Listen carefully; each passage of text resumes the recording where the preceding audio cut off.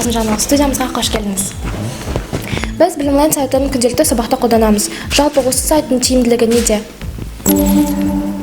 Енді оның сайттың тиімділігін өздеріңізді байқаған боларсыздар.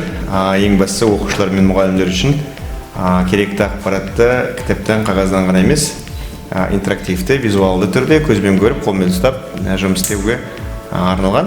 Сондықтан ең бастысы интерактивтілік және көркемдік, яғни түсінікті болу үшін.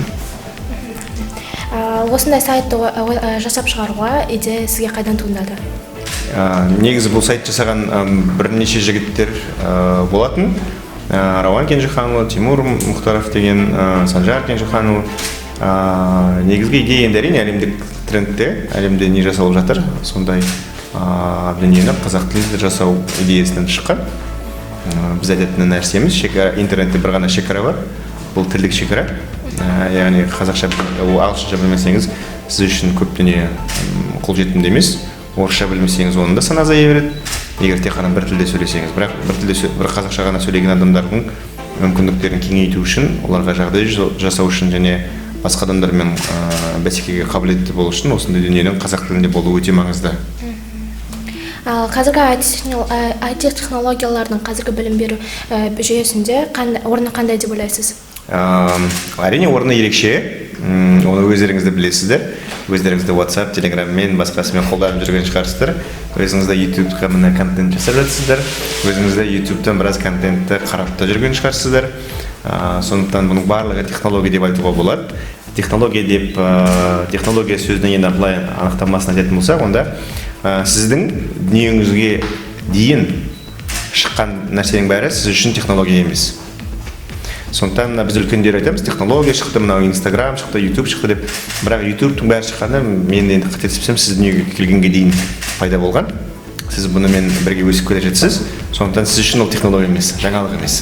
Ал біздер үшін үлкен аға буын үшін бұның бәрі бір қызық бір технология сияқты көрінеді. Сіздер үшін енді жаңа технология болуы мүмкін, бұл жасанды интеллект, үлкен сондай робототехникада орнатылған жаңалықтар, бұлар сіздер үшін технология болуы мүмкін. Бірақ сіздердің енді балаларыңызға, немерелеріңізге ол технология болмауы мүмкін. Сондықтан сондай несі бар, ерекшеліктері бар. Болашақта білім саласына байланысты қандай жоспарларыңыз бар?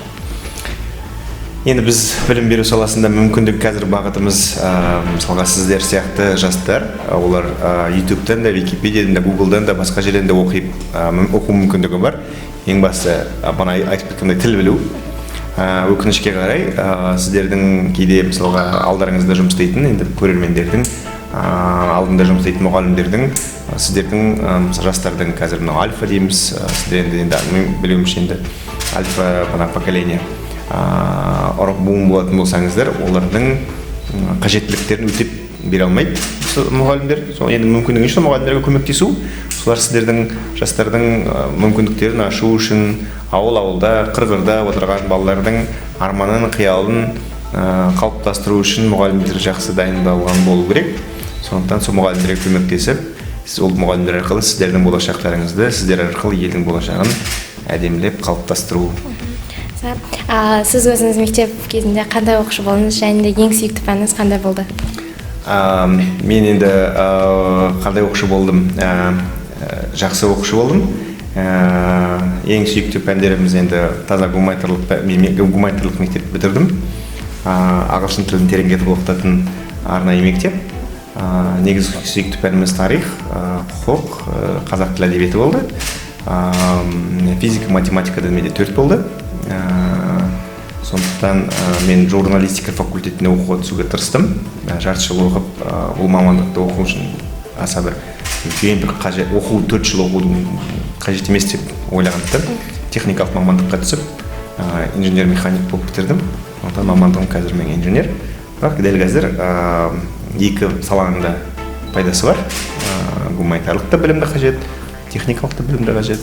Сондықтан қазір балалардың арасында, оқушылардың арасында мен таза технарь болам, таза айтишник болам, неміс таза әдебиет қана менің бағытым, менің пәнім деген дүние.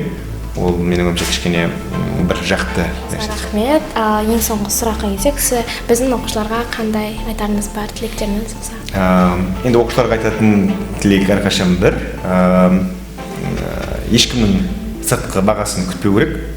Біреу мен туралы не айтады екен, маған 5 қоя ма, 3 қоя ма, әлде жақсы мақтай ма, мақтамай ма деген нәрсе болмау керек. Мүмкіндігінше өз қажеттіліктерін өздері анықтап үйренсе, өзіне не керектігін анықтай алса, сол бағытта қозғалып, аянбай еңбек ету керек. Өкінішке қарай жастардың арасында да көп, ол тек қана қазақстандық емес, ол әлемнің жастарының проблемасы. Біреу күшті деп бағалағанды күтіп жүреді. Менің ойымша содан құтылу керек, сонда бәрі жақсы болады.